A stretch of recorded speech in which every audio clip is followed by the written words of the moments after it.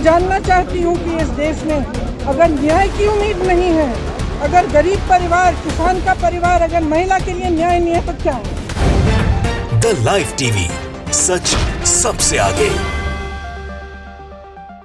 नमस्कार, मैं हूं Iqbal Parvez. The live TV में आपका स्वागत है। योगी आदित्यनाथ की सरकार ने प्रियंका गांधी को रोकने के लिए एड़ी चोटी का जोर लगा लिया, मगर प्रियंका गांधी अपनी मंजिल तक पहुंच गईं। प्रियंका गांधी की इस बार मंजिल थी अरुण वाल्मीकि का घर आगरा में, जिसे पुलिस की कस्टडी में मार दिया गया। अरुण वाल्मीकि पर चोरी का इल्ज़ाम लगाया गया था और उसे पुलिस लेकर गई थी, और उसके बाद नतीजा ये हुआ कि उसकी इतनी बुरी तरह से पिटाई की गई कि उस आदमी ने, अरुण वाल्मीकि ने, दम तोड़ दिया। आप सोचिए, पूरे देश में वाल्मीकि समाज वाल्मीकि दिवस मना रहा था, मगर अरुण वाल्मीकि के घर मातम पस रहा था, क्योंकि उस घर के एक सदस्य की मौत हो गई, वो भी पुलिस की कस्टडी में। आरोप जाहिर सी बात है कि पुलिस पर ही लगेगा, क्योंकि पुलिस लेकर गई और बताया जाता है कि इतनी बुरी तरह से मारा गया उसे कि उसने अपना दम तोड़ दिया। प्रियंका गांधी को जैसे ही ये खबर लगी, वह अरुण को इंसाफ दिलाने के लिए निकल पड़ी प्रियंका गांधी, जिनके रास्ते में योगी आदित्यनाथ ने और उनकी पुलिस ने खूब सारे रोड़े अटकाए। जी हाँ, खूब रोड़े अटकाए, उन्हें रोकने की कोशिश की गई, यहाँ तक कि प्रियंका गांधी को डिटेन तक किया गया, मगर फिर भी प्रियंका गांधी अरुण की लड़ाई लड़ने के लिए, इंसाफ दिलाने के लिए आगरा पहुंच गई।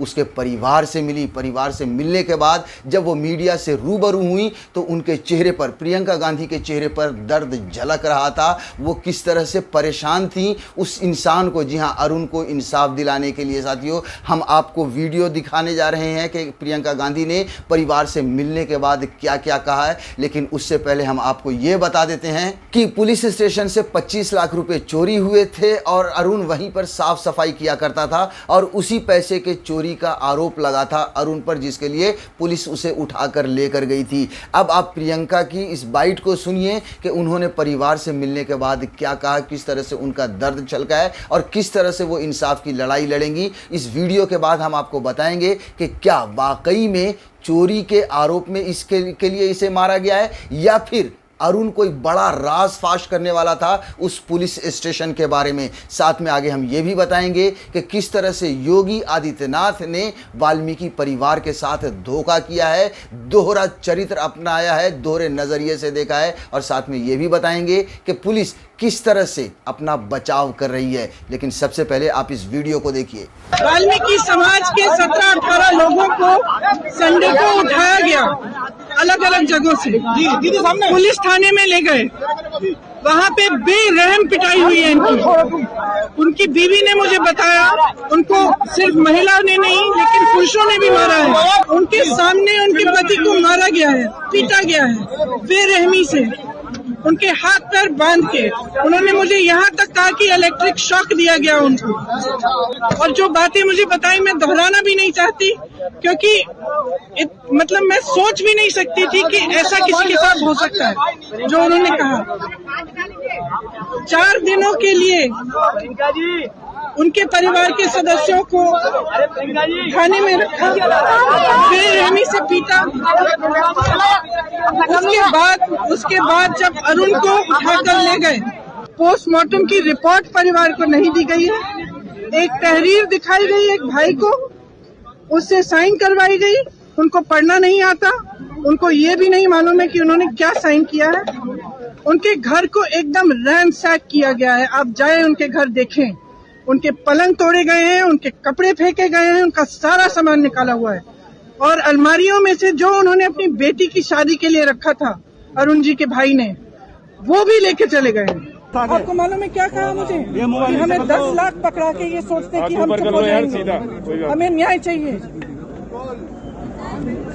मैं जानना चाहती हूँ कि इस देश में अगर न्याय की उम्मीद नहीं है, अगर गरीब परिवार, किसान का परिवार, अगर महिला के लिए न्याय नहीं है तो क्या है?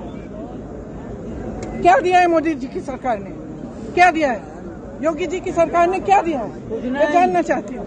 25 लाख रुपए चोरी के आरोप में एक वाल्मीकि समाज के इंसान को मार दिया गया, वो भी उस दिन जिस दिन पूरे देश में वाल्मीकि समाज वाल्मीकि दिवस मना रहा था। ये भी एक बड़ी बात है। साथियों, ये भी बताया जा रहा है कि ये जो 25 लाख रुपए चोरी हुए हैं वो असल में पुलिस ने ही चोरी किया था, और इसका राज फाश करने वाला था अरुण वाल्मीकि। जी हाँ, अरुण वाल्मीकि। क्योंकि आप खुद सोचिए कि पुलिस स्टेशन से 25 लाख रुपए कैसे चोरी हो सकते हैं? पुलिस तो रक्षक होती है, दूसरे चोरों को पकड़ती है। किसी के घर में, किसी की दुकान में या किसी के मॉल में या किसी भी जगह पर चोरी होती है तो उसे पुलिस पकड़ती है, चोरों को, और चोर ढूंढती है। लेकिन पुलिस स्टेशन में 25 लाख रुपए की चोरी कैसे हो सकती है? और यही बताया जा रहा है कि अरुण वाल्मीकि को इस बात का अंदाजा था, ये मालूमात थी कि किसने उस 25 लाख रुपए को चोरी किया है, यानी कि वो पुलिस वालों में से ही किसी ने चोरी किया था। और ये बात उनको समझ में आ गई थी कि अरुण वाल्मीकि उनका राज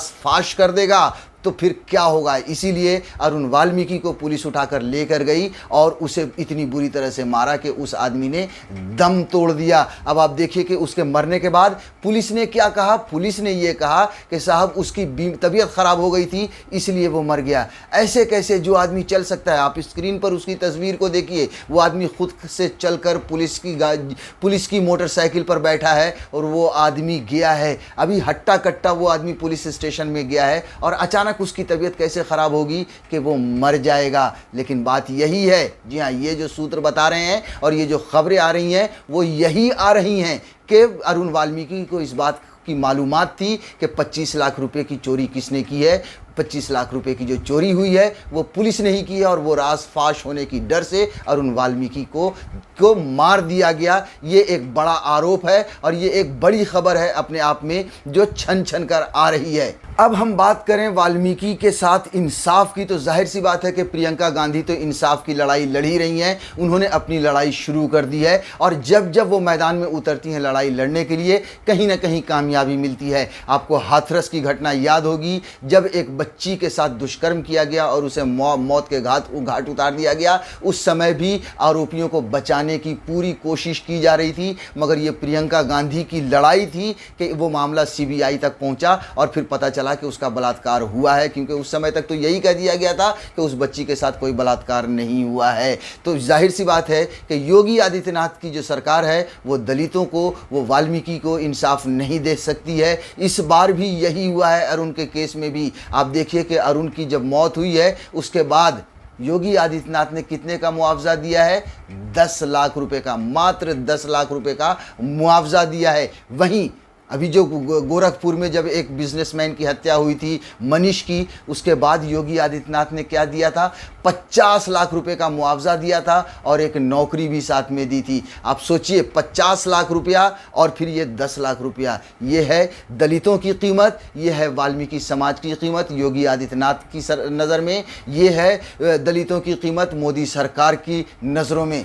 योगी आदित्यनाथ की सरकार हो या मोदी की सरकार हो, सबका साथ और सबके विकास की बात करती है, सबको एक समान नजर से देखने की बात करती है। मगर आप खुद अंदाज़ा लगाइए कि एक तरफ मनीष की मौत के लिए उसे भी हालांकि पुलिस ने ही मारा था, जी हाँ पुलिस का है, पुलिस ने ही उन्हें भी मारा था, लेकिन उनको 50 लाख रुपए का मुआवजा, और एक तरफ वाल्मीकि परिवार के अरुण को 10 लाख रुपए का मात्र मुआवजा। आप खुद अंदाज़ा लगाइए, आप खुद फैसला लीजिए कि क्या वाकई में ये एक नज़र है दोनों के लिए। बहरहाल प्रियंका गांधी निकल पड़ी हैं इंसाफ दिलाने के लिए। हाथरस में भी जब वो निकली थी इंसाफ दिलाने के लिए तो कहीं ना कहीं इंसाफ का रास्ता खुला था। उसके बाद आप देखिए कि लखीमपुर की जो घटना, जहां गृह राज्य मंत्री के बेटे पर आरोप था किसानों को कुचलकर मार देने का, प्रियंका गांधी सरकार लगातार उसे बचाने पे लगी हुई थी। प्रियंका गांधी ने लड़ाई लड़ी, उसके बाद नतीजा ये हुआ है कि आज गृह राज्य मंत्री का बेटा पुलिस की गिरफ्त में है, या फिर कहें कि कानून की गिरफ्त में है, जेल में है। साथियों,